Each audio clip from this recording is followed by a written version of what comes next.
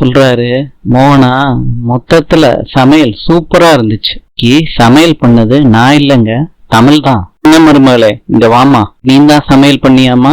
ஆமா மாமா. ஐக்கு ருசியா சிறப்பா இருந்துச்சுமா. தேங்க்ஸ் மாமா. இதாங்க மத்தவங்க எல்லாம் சாப்பிடுங்கன்னு சொல்லிட்டு கிளம்புறாரு. இது வாழ்த்துக்கள் தமிழ்னு சொல்றாங்க, தேங்க்ஸ்ன்னு சொல்றாங்க தமிழ். உப்பு பூர்ணி எல்லாம் நல்லா இருக்குன்னு சொல்றாங்க சமையல். ஆமர சாவித்திரி கிட்ட சொல்றாங்க, இதெல்லாம் ஜெயிச்சதா ஒத்துக்க முடியாதுன்னு நான் அம்மாச்சி கிட்ட சொல்றேன் அப்படின்னு சொல்றாங்க. சொல்றாரு, எங்க அப்பா சமையல் சூப்பர்னு சொல்லிட்டாங்க, தமிழ் நீ ஜெயிச்சிட்ட சொல்றாங்க. நான் ஜெயிக்கலங்க, நம்ம ஜெயிச்சிருக்கோம். சிறப்பு தமிழ், சமையல் பண்ணிருக்க தமிழ். உனக்கு தங்க வளையல் போட வேணாம், நீ எப்படியோ ஜெயிச்சிருவேன்னு தெரியும், அதான் வளையல முன்னாடியே வாங்கி வச்சுட்டேன். வச்சிருக்கா தமிழ்? ரொம்ப நல்லா இருக்குங்க. ஜெயிச்சதுக்கு அப்புறமா தான் உங்ககிட்ட பேசணும்னு இருந்தேன். சொல்லு தமிழ். பாட்டி சொன்னாங்க மறு வீட்டுக்கு போலான்னு, அது விஷயமா உங்க வீட்டுல பேசுறீங்களா? பேசுறேன் தமிழ். சாவித்திரி அவங்க அம்மா கிட்ட கேக்குறாங்க. மதியம், அதுவும் ஞாயிற்றுக்கிழமை வேற, 4 ஐட்டம் சமையல் பண்ணி இன்னைக்காவது சாப்பிட்டுருக்கோம்மா.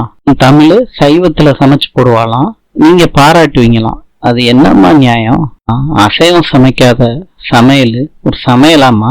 ஆச்சி, நீ இருக்க இந்த வீட்டுல அவ ஜெயிக்க கூடாது, அதெல்லாம் அவ மறு வீட்டுக்கு போறதுக்கு ஒத்துக்காதாமாச்சி. நீ தோத்து போயிட்டன்னு சொல்லிரு ஆச்சி. இதுக்கு முன்னாடி ஒரு தண்டனை கொடுத்தீங்கல்ல, அதோட சேர்த்து இன்னொரு தண்டனையும் கொடுத்துருங்க அம்மாச்சி, அப்பதான் தமிழ் உங்க கைக்குள்ள இருப்பா. சொல்றாரு ராஜாங்கத்துக்கிட்ட, வயசாக ஆக இந்த மாதிரி சைவ சாப்பாடு தான் சாப்பிடணும் டாக்டர் சொல்றாரு. சொல்லு சேது, உங்ககிட்ட ஒரு விஷயம் கேட்கணும். அதுக்கு எதுக்குப்பா தயங்கிக்கிட்டு இருக்க? கல்யாணம் ஆகி இவ்வளவு நாளைக்கும் தமிழ் இன்னும் அவங்க வீட்டுக்கு போகவே இல்லப்பா. நீ நல்லா சமைச்சா அவ வீட்டுக்கு கூட்டிட்டு போலான்னு. இல்ல, அவங்க வீட்டுக்கு கூட்டிட்டு போகணுமா? என்ன விஷயம் சேது? சொல்றாரு, என்ன ராசாங்கம் இப்படி கேட்டுட்ட? கல்யாணம் பண்ணிட்டு வீட்டுக்கு போகணும்ல ராசாங்கம். நியாயப்படி பார்த்தா இந்நேரம் மறு வீட்டுக்கு போயிட்டு வந்திருக்கணும். சம்பிரதாயத்தை நம்மளும் பண்ணிதானே ஆகணும். உன் மகன் மறு வீடு போற விஷயமா நான் முடிவு எடுத்திருக்கேன். முடிவாத்தா? இது தமிழ வர சொல்லு. பொண்டாட்டி வாய்க்கு ருசியா ஒருவேளை சமைச்சு போட்டா மறு வீட்டுக்கு போலான்னு சொன்னேன். அப்படியாம்மா?